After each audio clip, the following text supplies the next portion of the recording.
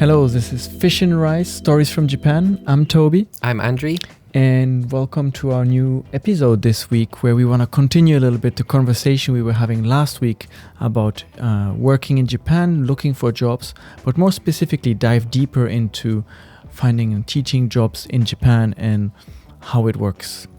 Have you been teaching here? I've been teaching a little bit, but not very much. And I think that's why I'll be asking you a lot of questions, because you have actually worked as a teacher here for quite a while, For right? too long. My first question then would be like, okay, how did you start this? And I know we talked about this in a previous episode a little bit, but maybe as a refresher to kind of cover, how did you find a job as a teacher in Japan? Was it difficult? Did it take time? It took time, definitely, because finding a job, a full-time job, is usually relatively difficult and you have to go through different processes. But finding job was not too difficult. I think there are plenty of teaching jobs in Japan that you can find a person who would be teaching English here. Maybe teaching other languages might be difficult. Were you teaching English here? I was teaching French, actually, not English. And we can get to that maybe a little bit later. I wanted to know, so you said it takes some time to find the job. Where exactly did you teach, to give us a little bit of context? Was it like kindergarten? Was it primary school, middle school? Was it adults? Before I came to Japan, I was primarily teaching kids and middle school in China. But when I came here, I started teaching at what is known as Eikaiwa. Eikaiwa is a private school, usually like a training center. Usually it's for salaryman or business people. What do you call in English salaryman? Yeah, I would say just regular like employees. Company employees. It's a very broad term, right? You can talk. We are technically salarymen too, right? We work for a salary, and that makes us a salaryman. So I would say the images is traditionally dark suit wearing men going to the office every day, all day long, very late into the night. But in reality, the term is very broad, right? And just applies to everyone who's working for a salary by definition. So people who live in Japan, they usually use this Japanese word sarariman. Sarariman, yes. Okay, so that's a school where in the evening after work, those sarariman wearing suits go to study English because their company told them to do that, or maybe they're getting a promotion and they're going to study mostly communicational English to speak, maybe to go abroad to America or Europe, and they learn how to communicate. So you were teaching mostly to adults. You didn't teach to children here in Japan. I was teaching to children too. So the same company in the same, we called it learning center. We used to teach both kids, adults, mostly private lessons, which was one-on-one, or we called also semi-private, which is 2 or maximum 3 people, which could be kids or adults as well. Mostly children were in groups. So Eikaiwa here are really kind of the all-round learning center for English language, which a lot of Japanese students use from all ages, right? So if they're looking for additional language classes, most families will turn to Eikaiwa, and same for individuals that want to kind of improve their skills. Exactly. So what were the first steps to find this kind of position for you? Where did you even start looking, and how was it to find that job? I started with Google, and there were a few things that popped up first. I think it was Indeed, the website. Again, not sponsored, but it was one of the first things that popped up, and many people on the internet were saying that it's one of the better places to find teaching jobs. Any specific reason for that? I don't think there was any specific reason. I think it might be just a website that is used or more popular here in Japan for job posting of this specific category. There are also like Gaijin Pot and jobs in Japan that are more English. There's quite a few. I think we listed them in a previous episode, and so definitely if you're looking for this kind of position, head to Google first, and if you just type in English teaching jobs in Japan, you'll find plenty of different positions, right? Exactly, yes. Once you find them, is application process normal, would you say, compared to other positions, or were there any specific requirements to apply for this English teaching position? In my case, I have a master's degree in teaching English from my home country, so it was, at least for me personally, easier to apply for those because I knew that I'm kind of a professional. You have the background, right? Yeah. And you had some experience before from your teaching in China. So this is something that they will look at. Right? Yeah, I think that they were looking at. If you're coming without experience, might be a little bit more difficult. I think that my company in particular, they were looking for a bachelor's degree. It doesn't matter, or it didn't matter at that time if it were in languages, in teaching. They wanted just a bachelor degree, so kind of qualified or an educated person would teach English to those people. Is there any like preference or requirement to be a native speaker in English, or are they going to check your actual level? Are you able to convey grammar rules? Is your pronunciation on point, or do they by definition just want native speakers? I would say that most companies would prefer native speakers, but they also are eager to hire people from other countries who have little to no accent and who have really good command of grammar, and also importantly can explain those things, because some native speakers can use their language, but it's difficult for them to explain why this or that type of grammar is used. So as I had training in doing exactly that for 5 years, maybe my pronunciation is not perfect, not as good as a native speaker, but probably my benefit was that I was teaching before and I was able to explain some types of grammar or things that native speakers might not pay attention to. Yeah, that's often the case, right? When you have your own language you grow up with, you learn the rules at school and you just use them in your everyday life. Exactly. But if then someone who's not native in your language asks you, why do you say it like this? Why do you use it like that? It's much more complicated, right? To go into the details of explaining the sentence structure and why each thing has to be used in a specific way. Exactly. I cannot imagine teaching my native language because it probably would be much more difficult for me, but English is a little bit easier to teach, I think, for that reason. My next question for you would be one that probably a lot of our listeners may have, and it's regarding applying for these English teaching positions from abroad, right? Is it possible even, or do you need to already be in Japan holding a visa? How does it work? Can you apply? Do companies sponsor a visa? I think there are a few ways. I can talk about my personal experience. From my personal situation and experience, it was difficult to find a job here in Japan from abroad. At that time, I lived in China. I tried to do that. It was quite difficult. Some people who are coming to work as ALTs, ALT is Assistant Language Teacher, who work in mostly primary and secondary schools, or junior high schools. And they work together with the main teacher, who is usually Japanese, and I see. They teach those lessons. So those people are hired from abroad, sometimes internally already from among the people who are here in Japan. So for those people who are willing to work as ALTs, usually they are paid a little bit less, but they have a little bit more stability. Their contract is more to be more likely to be renewed than other like eikaiwa that are mostly business based. So if you're not bringing profit, if you're not good enough, you probably will be discontinued after 1 year or when your contract ends. That's a big difference, right? If you're in a private sector teaching, or whether you are in a public school system where you will just renew your contract for every school year, because also for some schools, unless you do a terrible job with the children, it's going to be easier for them to continue the education with the children and the same teacher together, right? Exactly. You mentioned like applying from overseas as an ALT, so assistant language teacher. I did a little bit of research and I saw there's one very popular program that a lot of people apply for. It's a JET program, right? Do you know anything about this? Have you used it yourself, or have you considered using it?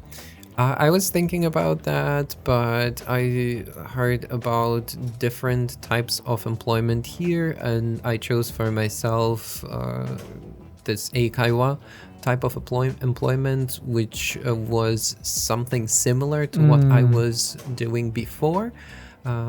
It's a little bit less stable, and they don't always provide visa. My company did. Some companies don't. Some companies employ only those people who are already here in Japan. So I opted not to use ALT programs and JET program. Those, as far as I know, they're ran by government or companies that are working with government. I'm not sure about that. I think our listeners might know more, and our viewers on YouTube, they might comment on that. But I know some people who have been doing this work for quite a few years, living here in Japan. One friend is from the US. He has been doing it for almost 20 years, living here in Japan. Wow, that's quite a long time. Yeah, exactly. And working on if not JET program, he was teaching as an ALT for all of that time that he has been living here. So some people do it for life. Some people in my previous company, they were teaching in eikaiwa also for a very long time, for like 15 or 20 years. So some people choose to do that. But I decided that I wanted to do something different. That's why I'm not teaching anymore. So for those that actually come with the intention of teaching and maybe dreaming of a career in teaching, whether it's to become a principal of a school or perhaps opening their own language schools, is this something that's possible here in Japan, to kind of have your own school with your own students and kind of be very independent from all the maybe public system? Or from, again, my previous job, there were quite a few colleagues who opened their own schools and are doing pretty well for themselves. They usually teach kids or opening also similar eikaiwas, very local ones. So mostly children go there.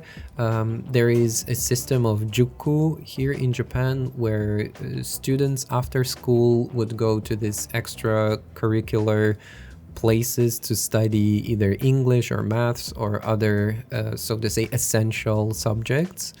And those are the places where students go to study English only. And it's possible. One of my ex-colleagues, after 5 years of working in eikaiwa, opened his own and is doing pretty well now. Another colleague had 15 years experience doing teaching after he decided to open his school, and he's still pretty well out there with his own school. So that's pretty much possible, but most people who are opening their schools here are starting as English teachers first, and in my experience at least, they're mostly eikaiwa teachers, and then they are opening their own eikaiwa. So not upfront, it's like you get the experience, and then once you know about how to operate a school, the important key points, you can consider having your own. And perhaps if some of you are interested, let us know in the comments, and we'd be happy to invite English school owner here on our podcast and ask the questions you want the answers to. You were mentioning earlier about other languages, right? Some people might not be native speakers or not have native level in English, but still be great teachers, talented people that are able to share about their native languages, like Spanish, French, German, Malaysian, Indonesian, whatever languages you may speak. Have you heard of this? How much do you know about teaching other languages here in Japan?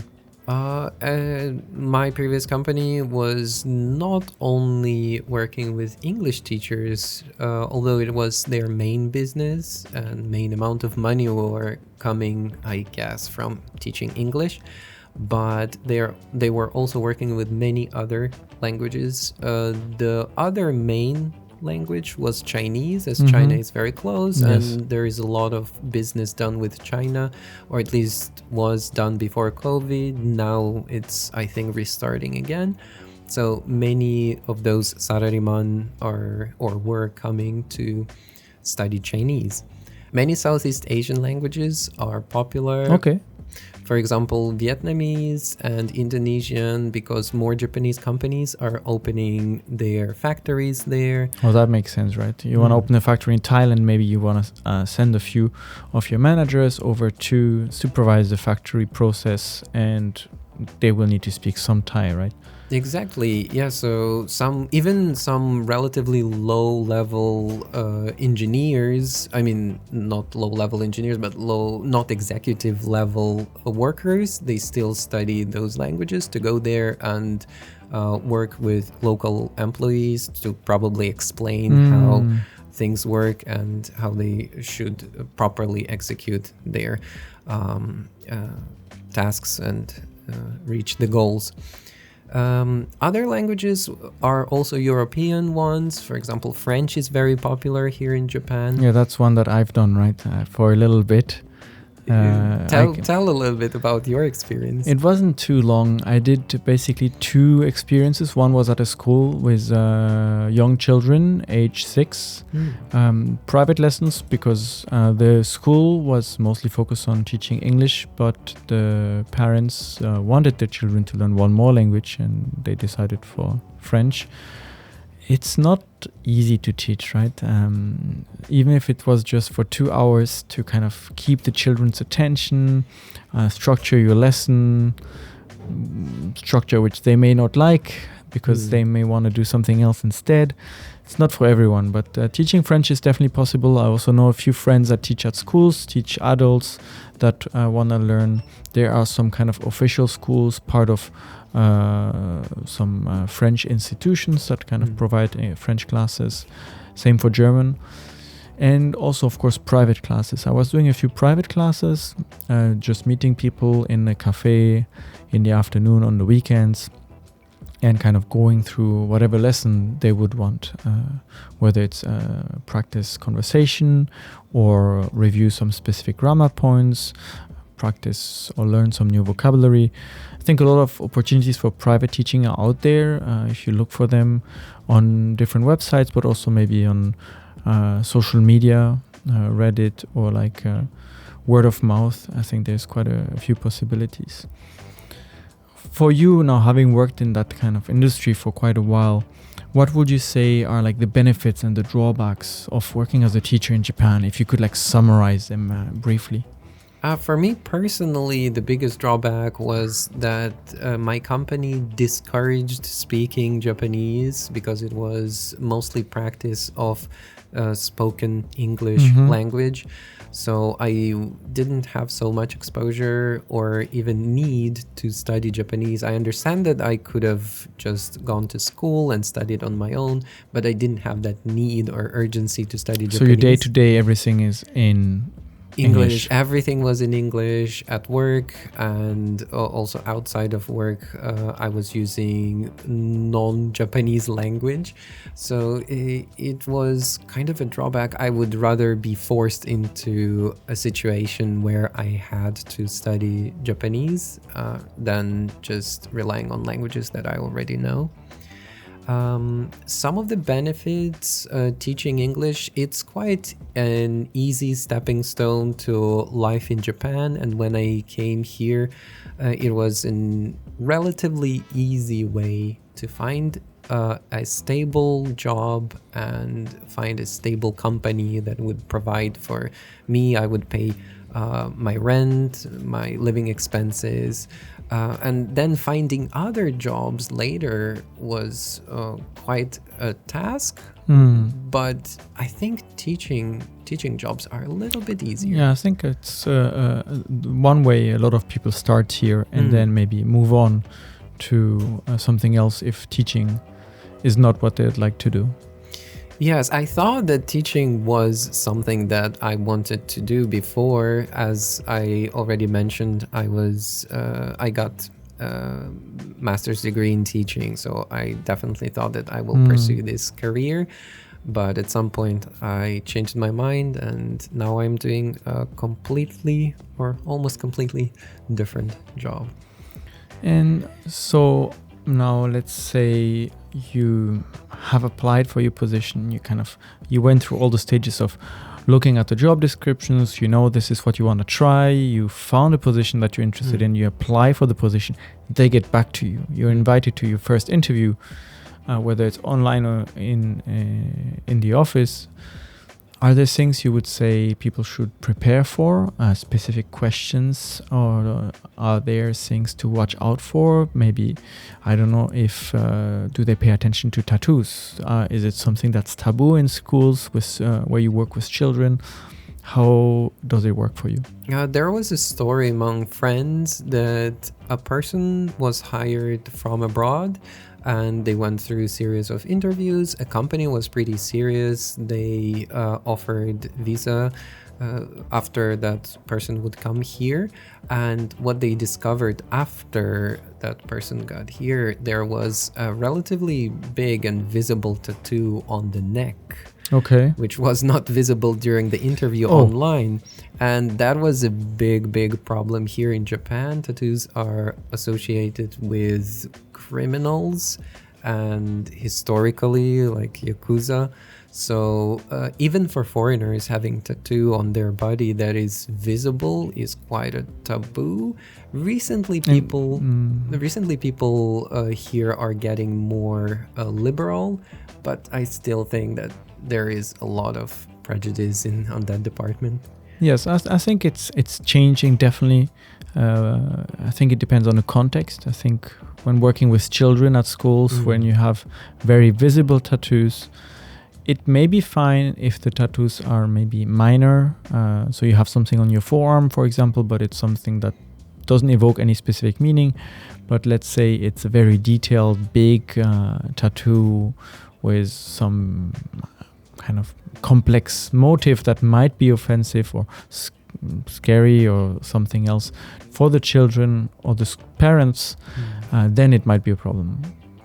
Usually when a tattoo is coverable, quite a few of my colleagues or previous colleagues had tattoos, but they were coverable or in such places that were not easily visible when they were teaching. So that was not a big problem or not a problem at all. But in the case that I told you about, that was on the neck, which you wouldn't always cover it, right? So it's difficult, and that was a problem with Japanese people. What else more specifically should people prepare for these interviews, except for now we know covering up tattoos if possible? More serious companies tend to have longer interviews, and maybe not one, but 2 or 3 or even up to 4 or 5 interviews. That's a lot of interviews. For my company, I went through 3 interviews and 1 5-day training session, after which they were considering to hire me. So it's 3 interviews plus 5-day training session. Some other companies do a little bit less. The other companies that I was interviewing for, they had 4 interviews, but they didn't have longer training sessions. And if you're looking for a serious, good, and reputable company, I think it's better to prepare for lengthier process. It's also a red flag if they are hiring you quickly and easily, that company might not be offering the best package or the best salary, or even might be something that is called here a black company or kurokaisha, that are asking you to work longer hours, maybe underpay you, and have some other issues there. So yeah, it can be a red flag too. You mentioned offering maybe lower packages. What is, let's say, a typical package that you may expect from a company? What kind of length of contract? What kind of salary range or benefits do these eikaiwa usually provide? Usually those contracts are 1-year contracts, renewable. Usually they also provide you with working visa if it's a full-time employment. The salary is comparable or even sometimes a little bit better than lower range of usual workers here in Japan. So you would be able to rent an apartment, pay for your food and day-to-day expenses, definitely. Do you maybe have like an example, like some numbers to give people an idea of how much they can expect or ask for? I would say that on the lower end, it would be around 170,000 yen. On the higher end, it would be up to 300,000. So 170 to 300 per month. Per month, Of course, this depends a lot on where you are, with which company, private, public sector. Because, of course, if you're in a city like Osaka or Tokyo, salaries will be slightly higher than if you're in a more rural prefecture like Tottori or in Shikoku, right? Yeah, the difference in salary would not be drastic, but if you live in Osaka, for example, or even more so in Tokyo, your expenses go up a lot. But the salary difference, as I said, 170,000 would be plenty enough in rural area because your rent would be relatively low, and also food expenses and transportation is usually paid by the company, so you would have plenty of money left if you're not spending too much on something. There are also many ways to spend your money here in Osaka or in Tokyo, right? Going out with friends. For sure.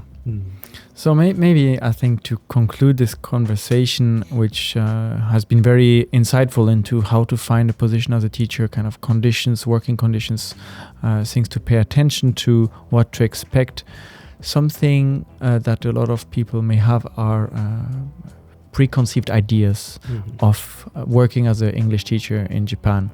Maybe they think it's an easy job here, or it's very comfortable, or some may have the opposite idea of it's horrible working conditions.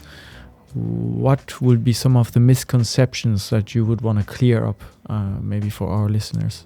The short answer is it depends. It always depends, doesn't it? Yes, exactly. The longer answer, as I already mentioned, if you're going through a series of interviews and you're applying for a more serious company, you would get better benefits and the job would be more stable. If it's a shady company, you would probably get lower salary or maybe some troubles in the future. So just beware about that. Some misconceptions, as you mentioned, that it's easy to find a job. I wouldn't say that it's a misconception. As long as your English is pretty good, you have common sense, you don't have tattoos all over your face, and you get along with people, with children, depends where you choose to work. Definitely bachelor's degree or master's degree or PhD would give you better chances of landing a job in universities or high schools. But it's not that easy to find a job here, at least very stable and good one. If you come here and you want to teach one-on-one easily, I think that's pretty easy to find online. Some people, friends of your friends, and teach them in a cafe for some amount of money. But if you're aiming to live here, it might be a little bit more difficult than that. So to summarize, to clear up misconception, do your research, basically. Google a little bit about the position, research the company that you're applying for. There's a lot of eikaiwa companies, there's a lot of chains, franchises. Check the job conditions, ask the right questions during the interview, and maybe we can get into more details in our next episode, where we'll maybe have a guest to talk about interviews in Japan, work in Japan, and how you can prepare for that more specifically. So if you've enjoyed this episode and have more questions for us to elaborate on, don't hesitate to let us know in the comments on YouTube or wherever you listen to your podcast. Send us a message on Instagram. And thank you very much for listening to our episode today. We'll see you soon for a new one. Thank you. Bye.